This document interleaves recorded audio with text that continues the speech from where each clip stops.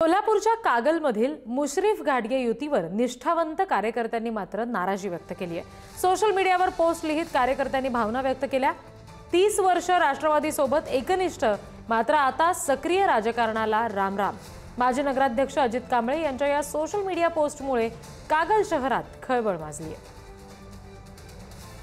आणखी तपशील आपण घेणार आहोत। प्रतिनिधी शेखर पाटील आपल्याशी जोडले गेले त्यांच्याकडून। शेखर, मुश्रीफ आणि घाटगे यांच्यामध्ये जी शिष्टाई मुख्यमंत्र्यांनी केली ती फळाला आलेली आपण बघितली। एकत्र पत्रकार परिषद झाली, पण कार्यकर्त्यांमध्ये मात्र त्यामुळे असंतोष निर्माण होतो। ही पोस्ट जी आता सोशल मीडियावर व्हायरल होते त्याच्यावर नेमक्या काय प्रतिक्रिया उमटतात, काय कमेंट्स आहेत? रिद्धी बरोबर आहे। नक्कीच प्रतिक्रिया उमटायला सुरुवात झाली आहे। त्यापैकीच ही एक म्हणावी लागेल।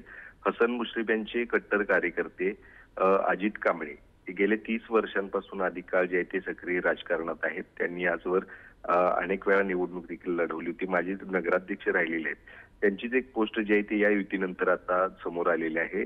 आपली गरज जी आहे ते आता पक्षाला राहिलेली नाही आणि म्हणूनच या राजकारणापासून आता आपण रामराम ठोकत आहे, या राजकारणापासून दूर जात आहे, अशा पद्धतीची त्यांनी पोस्ट केलेली आहे। अर्थातच कागलमधल्या अनेकांमध्ये अशाच पद्धतीनं संभ्रमावस्था आहे। काही जण या सगळ्या युतीला समर्थन करताना दिसत आहेत, काही जण यापुढे कधीही असा वाद होणार नाही दोन गटांमध्ये म्हणून समाधान व्यक्त करत आहेत। मात्र काही जण जे अनेक वर्ष सातत्यानं एकमेकांच्या विरोधात होते, मात्र सध्या एकत्र आल्यामुळे अशा पद्धतीनं खंत देखील व्यक्त करताना दिसतात। शिवाय या युतीमुळे अनेक इच्छुक उमेदवारांचे देखील त्या ठिकाणी पत्ते कट झालेले, त्यामुळे काही जण नाराज देखील झाल्याचे अशी चित्र आहेत आणि अशा पोस्ट देखील आता येताना दिसत आहेत। त्यामुळे निश्चितच एकीकडे ही युती जरी झाली असली, सगळं गोडधोड झालं असलं तरी दुसरीकडे मात्र अशा पद्धतीच्या नाराजी देखील या नेत्यांना सहन करावे लागणार आहेत।